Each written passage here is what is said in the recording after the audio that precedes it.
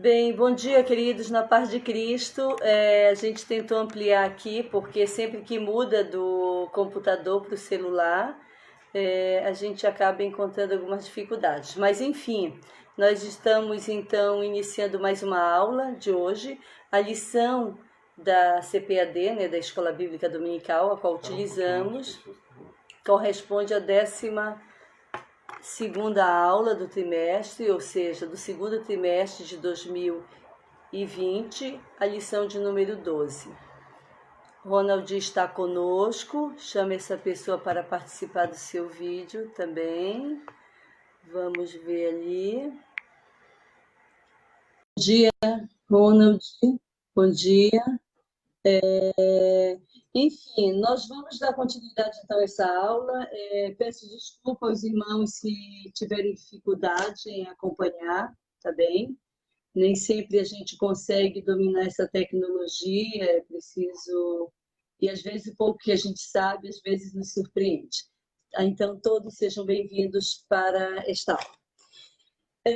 Antes de mais nada, eu estou hoje acompanhada aqui, porque a lição de hoje, ela traz por tema a conduta do crente em relação à família. E se encontra, então, na carta de Paulo aos Efésios. Hoje nós estaremos no capítulo 5 de Efésios, versículo 21 ao 33, e Efésios, capítulo 6, de 1 a 4. Eu gostaria de saber se tem mais alguém aí nos acompanhando, se estão conseguindo nos ver. Marta, você está aí, nossa coordenadora. Tá, então, a gente então vai dar continuidade, além do Ronald, se alguém se manifestando. Tendo em vista o nosso tempo, né, de aula, eu gostaria então de dizer que estou na companhia hoje do meu esposo, que vai fazer uma oração para que Deus possa nos dirigir e nos acompanhar na aula de hoje. Senhor, nosso Pai, querido Deus, Pai Celestial, abençoa, Senhor, os integrantes, aqueles que conseguem nos assistir hoje por essa live. Abençoe a todos que estão chegando. Usa a tua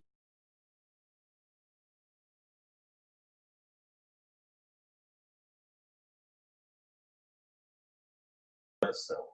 Mais uma vez, nós te agradecemos pelo esse dia, por estarmos aqui podendo glorificar o teu nome através da tua palavra e ministração. Abençoa mais uma vez a tua serva, em nome de Jesus. Amém. Amém. Miguel, então...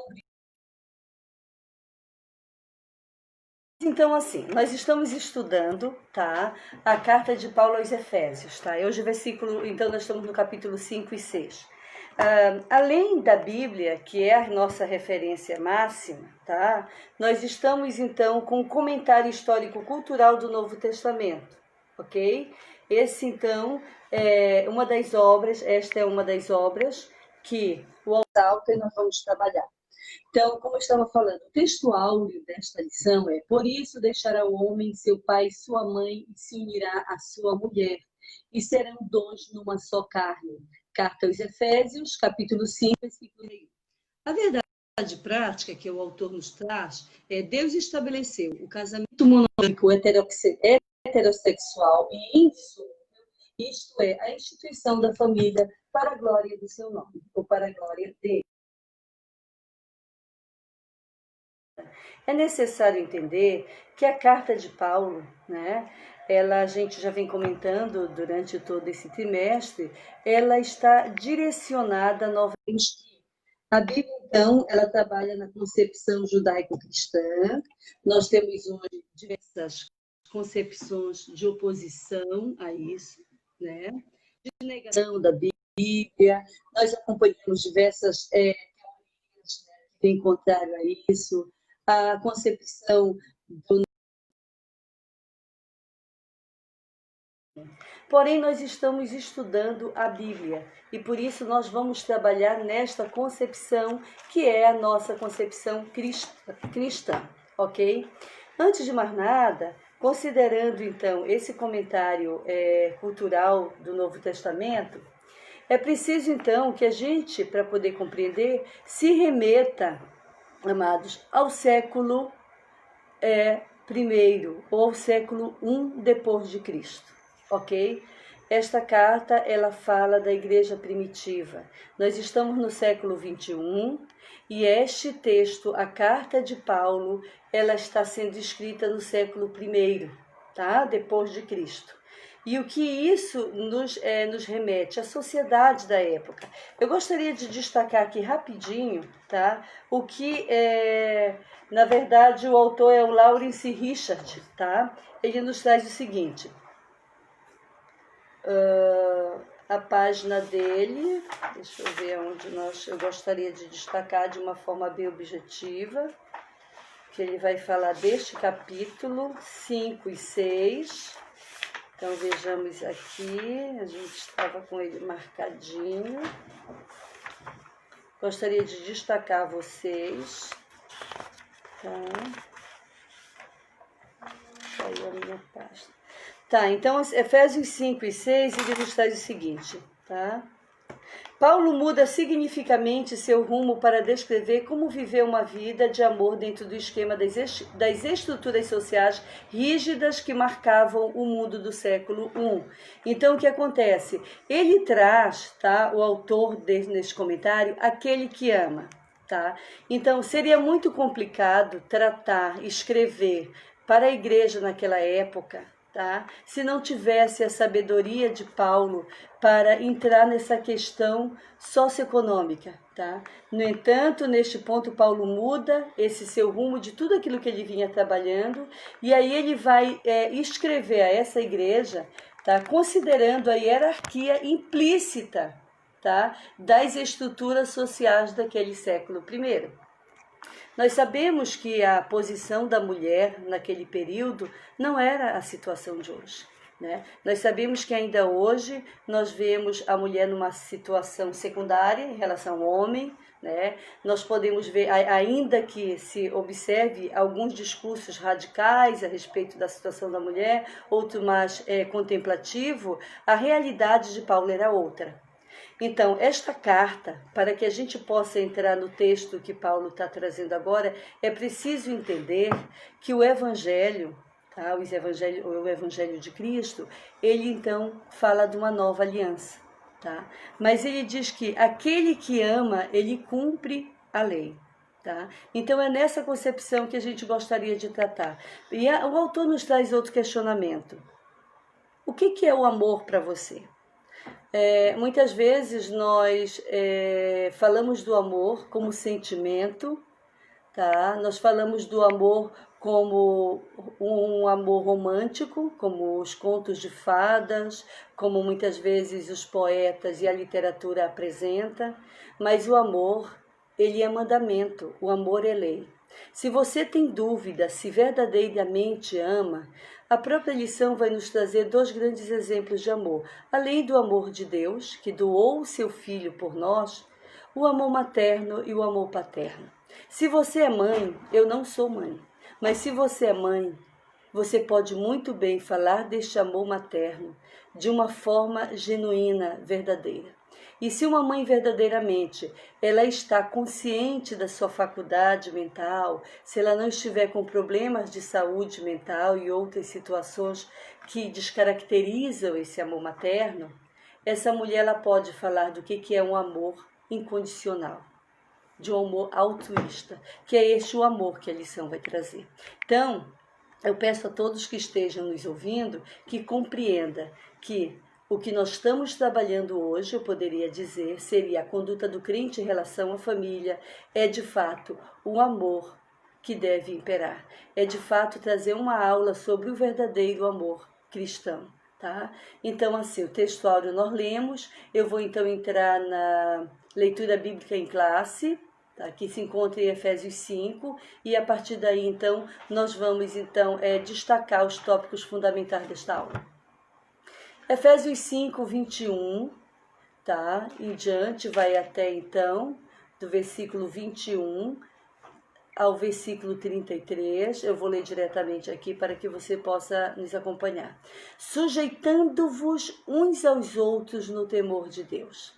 O versículo 21. Vós mulheres, 22, sujeitai-vos a vosso marido como ao Senhor. Porque o marido é a cabeça da mulher, como também Cristo é a cabeça da igreja, sendo ele próprio o salvador do corpo. De sorte que assim como a igreja está sujeita a Cristo, assim também as mulheres sejam em tudo sujeitas a seu marido. Vós mulheres, vós maridos, amai vossa mulher, como também Cristo amou a igreja e a si mesmo se entregou por ela, para santificar, purificando-a com a lavagem da água pela palavra, para apresentar a si mesmo igreja gloriosa, sem mácula, nem ruga, nem coisa semelhante, mas santa e irrepreensível. Assim devem os maridos amar a sua própria mulher, como a seu próprio corpo. Quem ama a sua mulher, ama a si mesmo, porque nunca ninguém aborreceu a sua própria carne, antes a alimenta e a sustenta, como também o Senhor a igreja. Ainda o versículo 30, porque somos membros do seu corpo. Por isso deixará o homem seu pai e sua mãe, e se unirá à sua mulher, e serão dois numa carne. Grande é este mistério, digo, porém, a respeito de Cristo e da igreja. Assim também vós, cada um em particular, ame a sua própria mulher como a si mesmo, e a mulher reverencie o marido.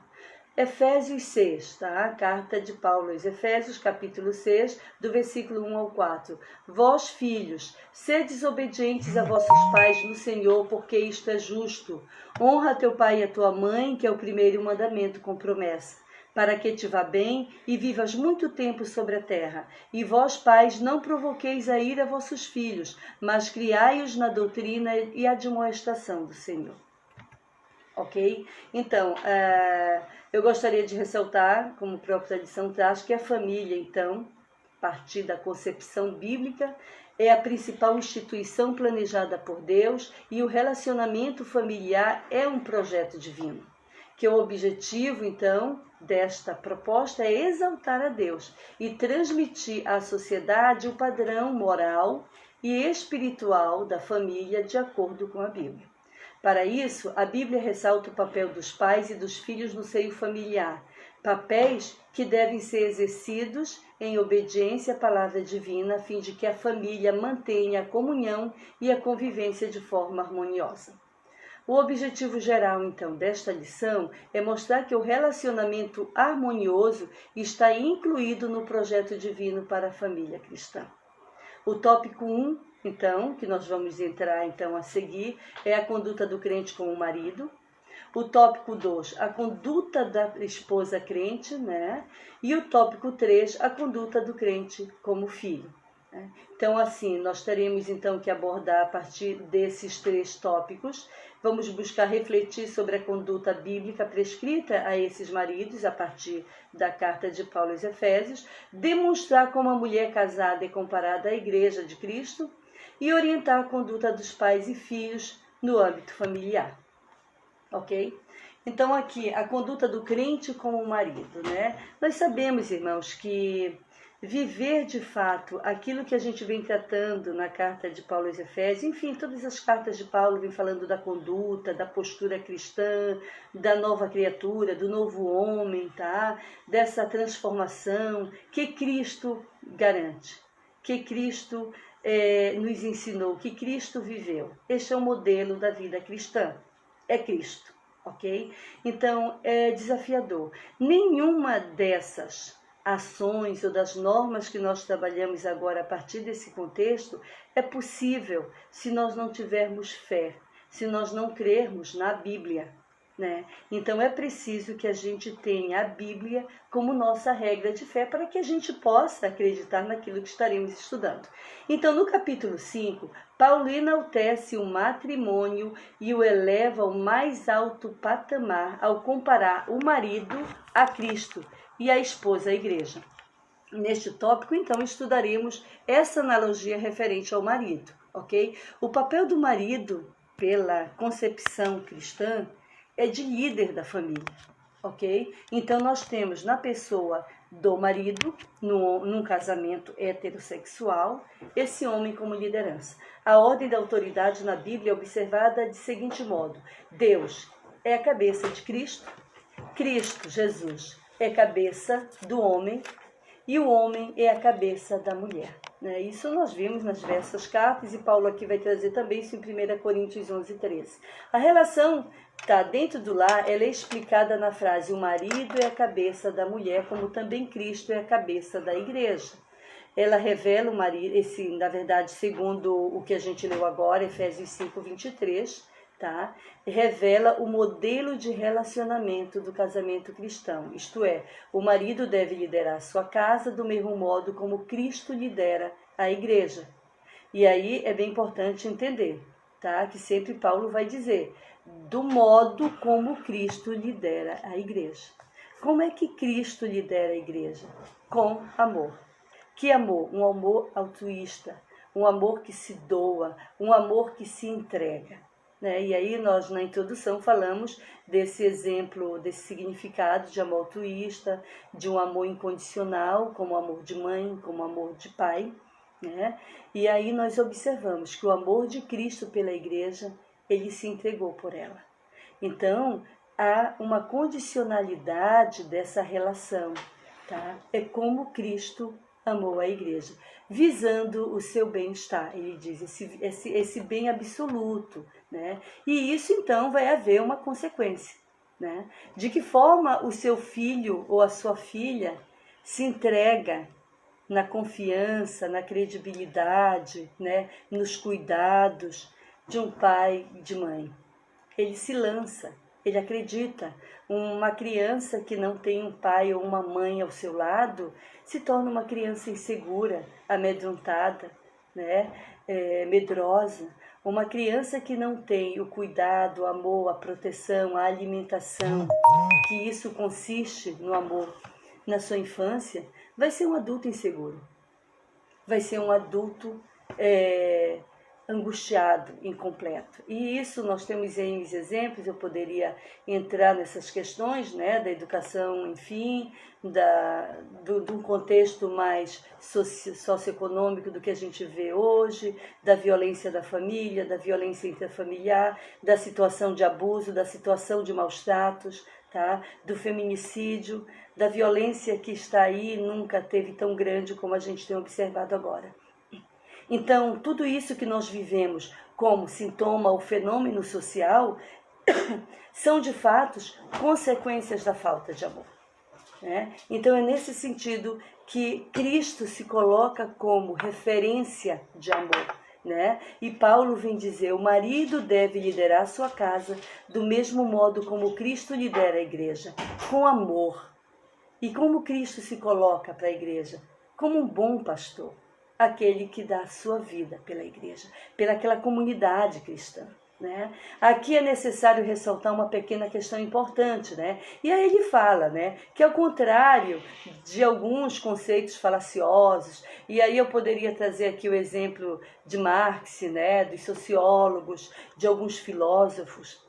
A lição também aborda muito nesse sentido, mas nós não vamos adentrar nessa concepção.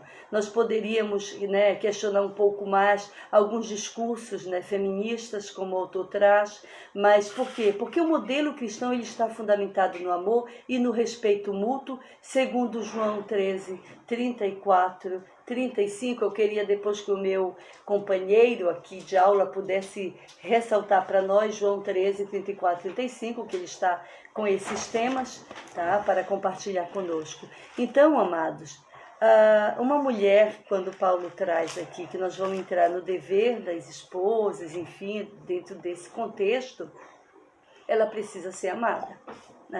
Assim como eu falei do amor da criança, Então, quando se ama alguém, se cuida, se protege, se respeita, E esse conceito também não é só para a mulher, não é só da mulher para o marido, do marido para a sua esposa, é de toda a relação cristã.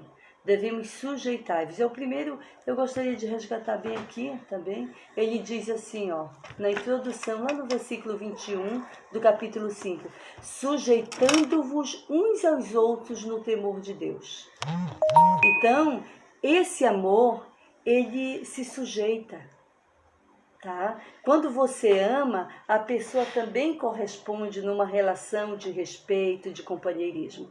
Gostaria que, então, Constantino lesse para nós esse texto de João que nós vimos agora. Está João. João 13, 34 e 35. Novo mandamento vos dou, que vós ameis uns aos outros, assim como eu vos amei, que também vos ameis uns aos outros. Tá. Então, o que nós observamos, irmão? Um novo mandamento vos dou. Paulo, nós vimos também anteriormente, quando ele fala em 1 Coríntios, poderia falar a língua dos homens, dos anjos, mas não, se não tivesse o amor, né, nada seria como ressoar do sino, seria alguma coisa sem fundamento. Então, é por isso que eu digo, falar dos evangelhos, pregar os evangelhos, não é tão simples, porque para falar do evangelho é preciso vivê-lo. E viver o evangelho é amar. Se você não ama, você não conhece Cristo. Se você de fato não conhece a Cristo, este amor é questionado, tá? Este amor precisa ser revisto, tá? E é bem nesse texto que Paulo está nos trazendo, então, o que João nos diz lá no capítulo 13, versículo 34 e 35, que agora foi lido. Eu queria também poder ouvir Filipenses, amor, o texto de Filipenses 2, 3 e 4.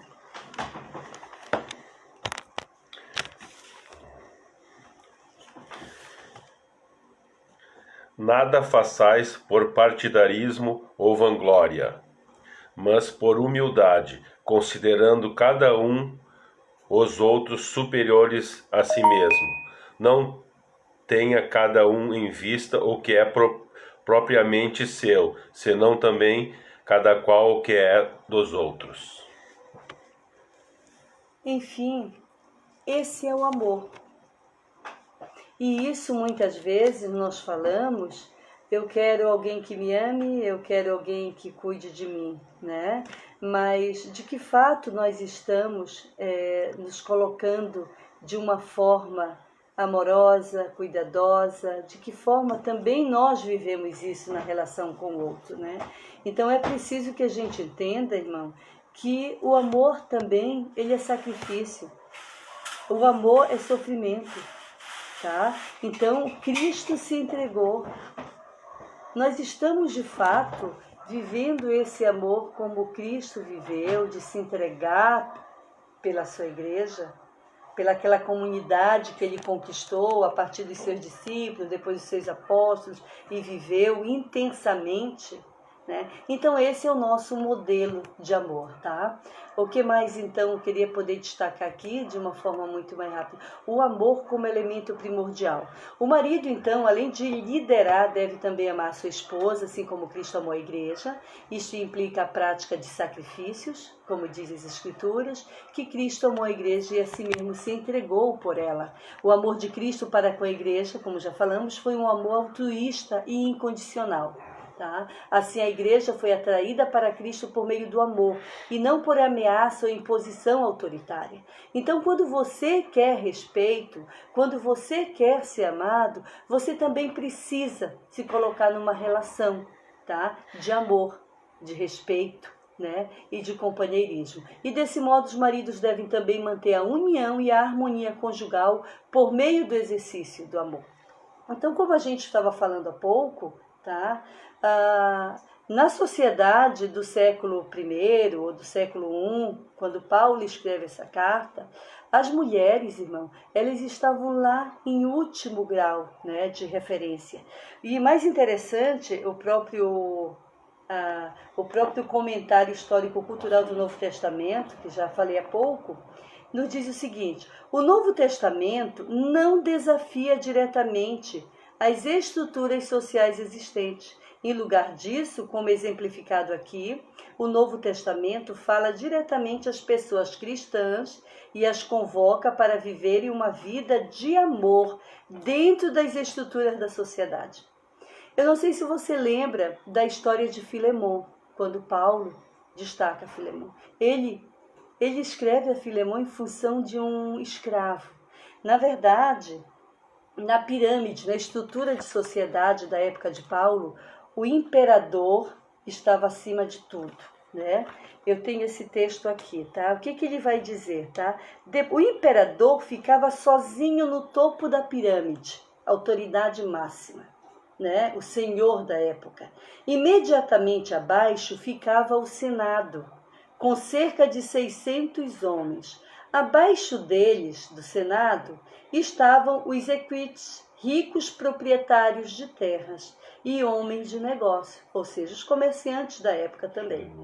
Abaixo estavam os aristocratas locais das províncias da cidade do império, que possuíam algum poder político ou influência devido à sua riqueza. Nestas classes, as mulheres deviam sentar-se atrás, ter filhos e permanecer fiéis aos seus maridos, e viver vidas completamente monótonas. Entendia-se que o marido devia governar e a mulher era sua subordinada. A condição das mulheres reflete-se na regra geral de que uma mulher romana não podia herdar mais do que 10% das propriedades de seu marido. Esse autor ele vai mostrar um pouco da realidade das mulheres. As mulheres eram assassinadas muitas vezes, havia situação de morte, se saíssem sem o véu.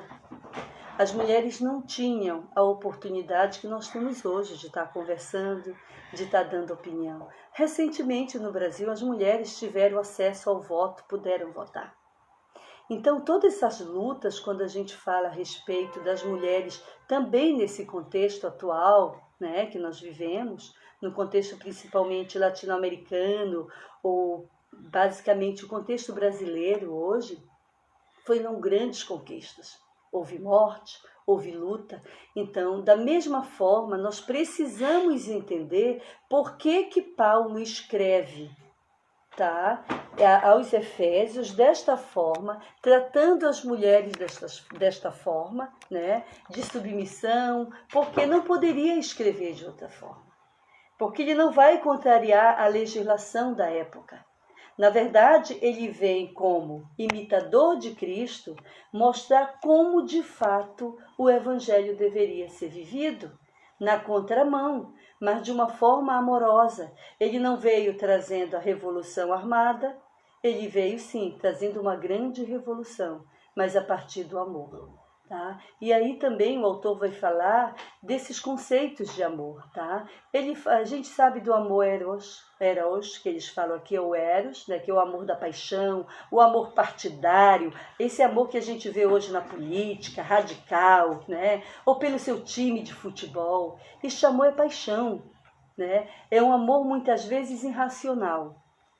O crente não pode ser irracional.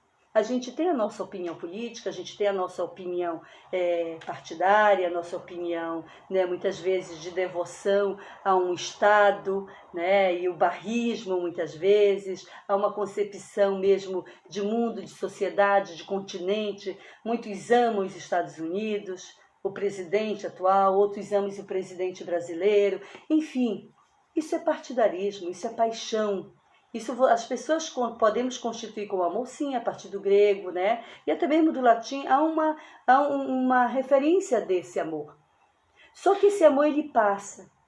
E quanto mais você conhece a respeito, né, desse tema, ou do futebol, ou da religião, ou da política, você vai começar a entender que isso é paixão. É um amor fugaz, né? Mas quando você conhece o amor de Deus, o amor de Cristo pela sua igreja, você vai ver que é um amor racional. O cristão, ele precisa ter um amor racional. Isso não nos deixa fora da sociedade, isso não nos deixa alijado de um processo de envolvimento, de luta, de defesa de direitos. Mas ele precisa ser racional, tá, irmão? Então, é nesse contexto que Paulo vem escrever o capítulo 5. Tá? E ele trata dessa forma de sujeição não só da mulher, ele vai falar da sujeição dos empregados, dos escravos, dos servos aos seus senhores, ele vai falar dos filhos aos pais, ele vai falar dos netos aos avós, né? Não é só a mulher, é porque o contexto precisava ser trabalhado dessa forma. Mas Jesus vem revolucionar esse conceito, né? Quando ele busca nos homens, dentro daquela comunidade cristã, o verdadeiro amor, trabalhar o verdadeiro amor, né? Que é se doar, é se entregar, é cuidar, é pagar um preço por isso. E a mulher não tinha sequer direito a mais que 10% dessa herança na época, né? Então, o feminicídio, que hoje a ciência criou esse termo, essa etimologia, e também muito oportuna, porque de fato há fundamentação para isso na sociedade atual, isso existia também. E isso ainda existe em outras comunidades. Nós sabemos a forma que a mulher é tratada em outros mundos, né? Nós sabemos o conceito que a mulher tem lá quando se coloca a burca, quando sai de casa, a relação dela, e isso precisa ser respeitado, né? Porque é a lei daquele estado, daquele país, daquela nação, né? Então é necessário que a gente possa entender, compreender o contexto social e econômico da época.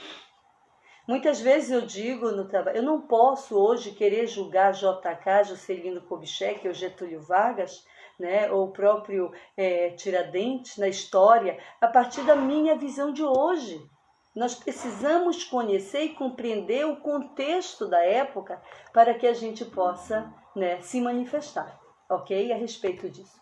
Então, assim, o cuidado do marido e da esposa, a gente já está falando, mas eu vou resgatar aqui, porque senão a gente se estende muito, né? Então, a Bíblia enfatiza que a esposa é parte do marido ao declarar que ama a sua mulher, quem ama a sua mulher, ama a si mesmo. E acrescenta ainda que toda pessoa mentalmente saudável cuida do próprio corpo, o que significa que o marido deve dar atenção à sua mulher do mesmo modo que atenta para consigo mesmo. Se a partir do momento que eu caso, eu sou parte, nós somos um só corpo, nós vamos cuidar um do outro, né? Porque então, isso é natural, né? E a gente, é interessante, né? Porque de fato, o casamento é um mistério, né?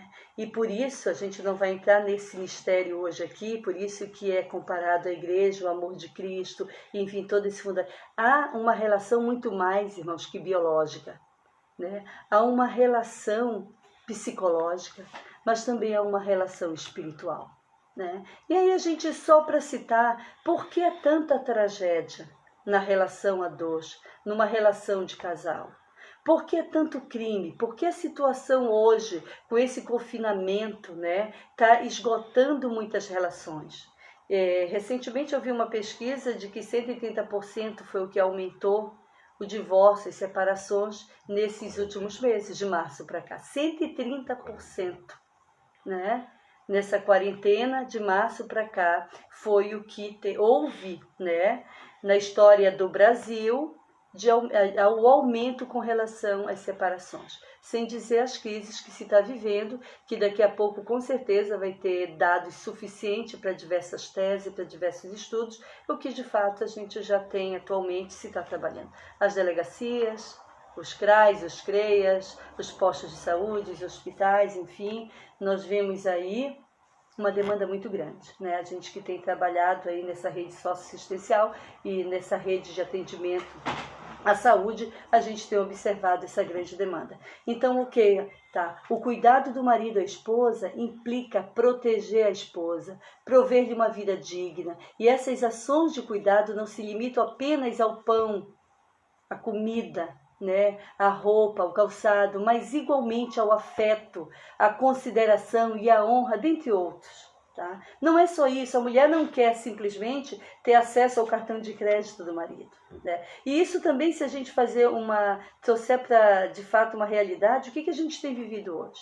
Muitas vezes, irmão, a mulher hoje está muito mais inserida no mercado de trabalho, né? Em uma boa parte a gente pode considerar isso, os benefícios assistenciais hoje, como Bolsa Família e outros, o governo tem considerado isso na política nacional, porque a realidade é essa. Quando muitas vezes nós vemos uma lei, né, a definição de um projeto de lei, ou em vigor já, ou a discussão, ou a aprovação, é porque a sociedade fala.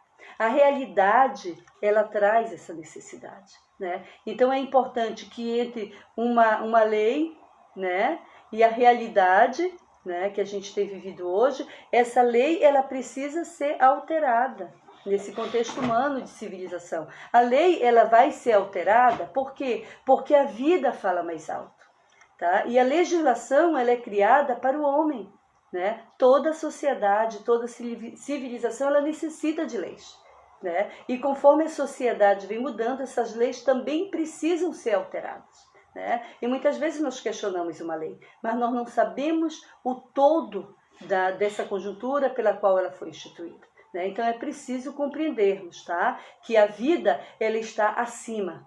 Por isso que Jesus ele não abdicou, ele não negou a lei, ele cumpriu a lei, né? E ele não veio para negar a lei, ele não veio para anular, ele veio para cumprir. E de que forma? Trazendo uma lei, né, acima de qualquer outro conceito da época, que era o amor, né? E como eu disse, quem ama, cumpre a lei, não é verdade? E no amor não existe medo, no amor não existe temor. Uma mãe, quando ela ama, ela vai à luta. Uma mãe, quando ela quer a vida do filho, ela se doa, tá? Tem situações extremadas, né?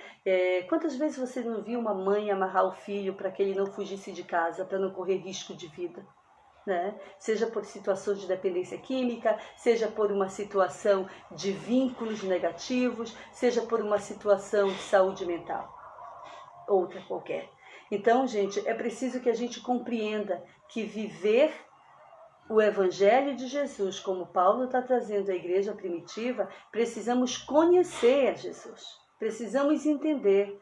Por isso que não é muito fácil a gente falar do Evangelho se de fato não vivermos, né? Então, assim, o conceito de submissão cristã, que o autor também traz nessa conduta, né, cristã, não sei se eu pulei aqui, vamos ver, o cuidado do marido à esposa, tá? Que é isso, nesse sentido, a mulher não precisa só de casa, comida, né, e vestir. A mulher precisa de atenção, a mulher precisa de companheirismo, a mulher precisa de diálogo, de comunicação, né? E o diálogo, ele é fundamental nesses dias atuais.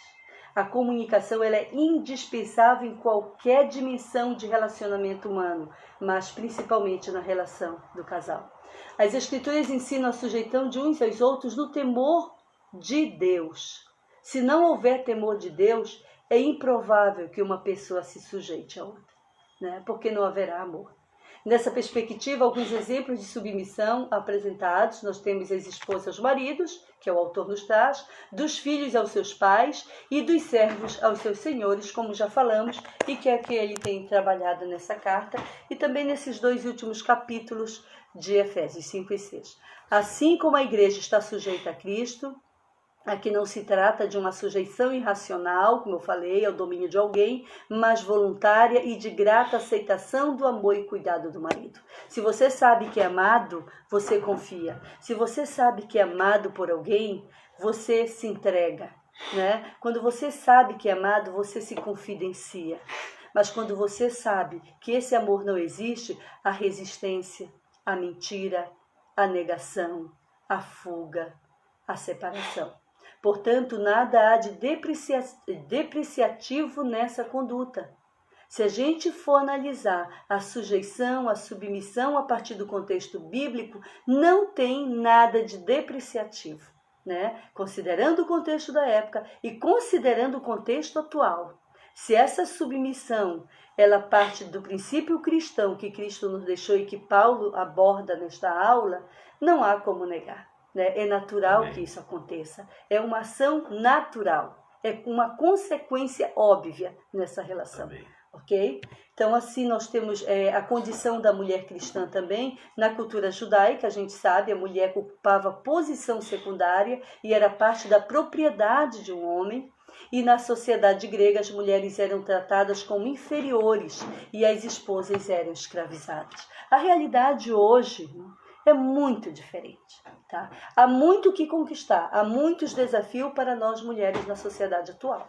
Né? E nós vemos um grande retrocesso atualmente nessa questão da relação, né? Seja por esse contexto que nós estamos vivendo, social e econômico, tá? Mas isso também nos remota a uma situação estrutural da forma que o país tem vivido, né, da questão educacional, da questão, então, relação socioeconômica, a geração de emprego e renda, isso tem contribuído. Então, é preciso que a gente compreenda esses contextos também, porque Paulo, apropriadamente, sabiamente, ele se apropriou dessa realidade na época. No Evangelho de Cristo, as mulheres alcançaram posição de igualdade, tá?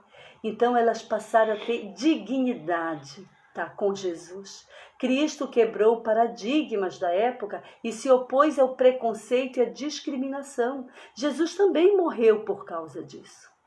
Jesus pagou um preço para mostrar que a mulher também teria que ocupar um espaço de destaque, que essa mulher também foi criada e amada por Deus, que essa mulher é fundamental na constituição da família, né? A mulher é fundamental no cuidado do mundo, desse universo, seja lá a concepção que a gente tenha da ecologia, né, do ecossistema de um modo geral. A mulher é fundamental.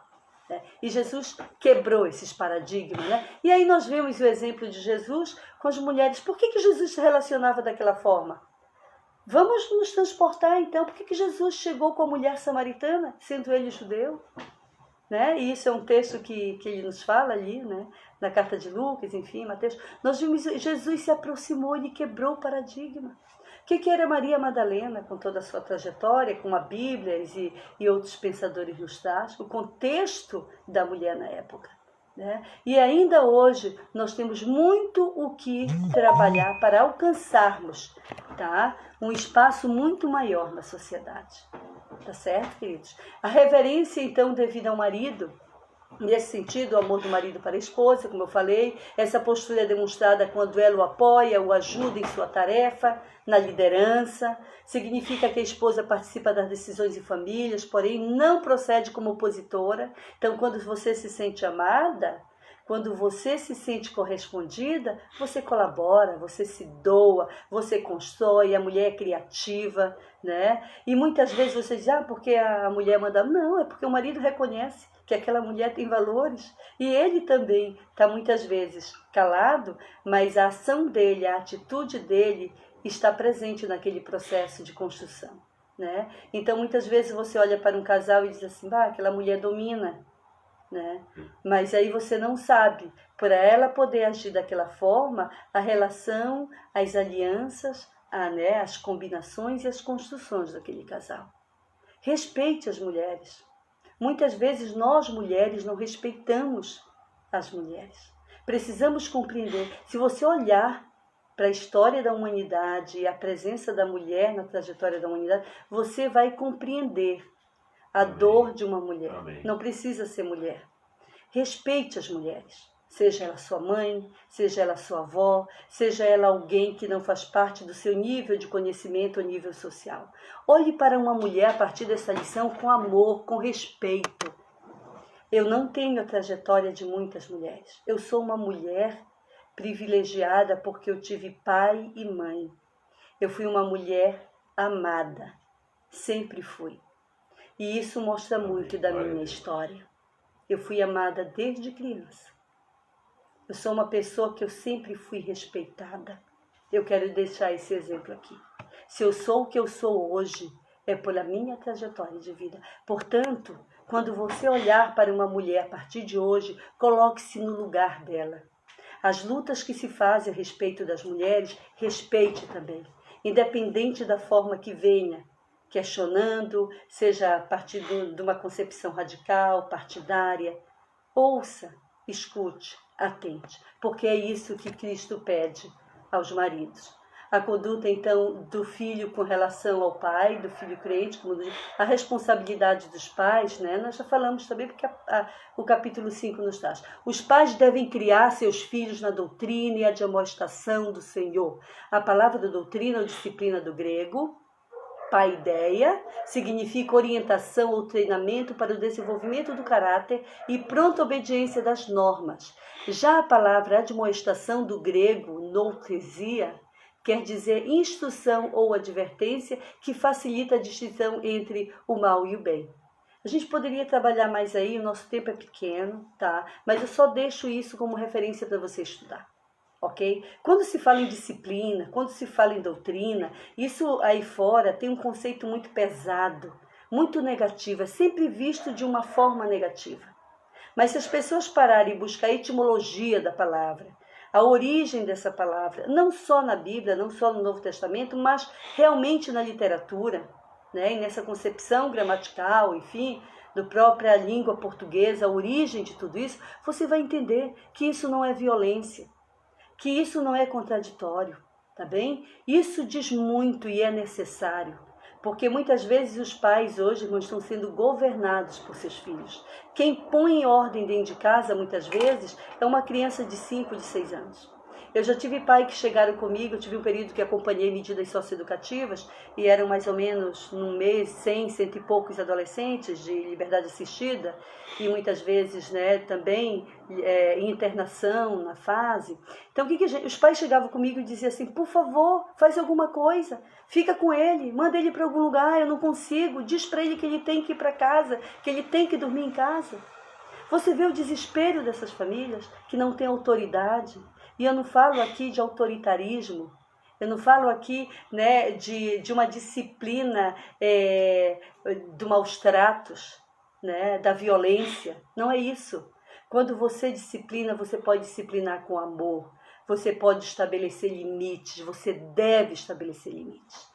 Então, nesse sentido que a lição e o texto de Efésios vem tratar. Além das exortações, cabe ao pai estabelecer parâmetros de condutas e reagir contra a desobediência de seus filhos, porque um jovem, uma criança desobediente vai realmente ter dificuldades na vida adulta. E essa obediência não quer dizer, então, irmão, maltrato, maus tratos, não quer dizer violência doméstica.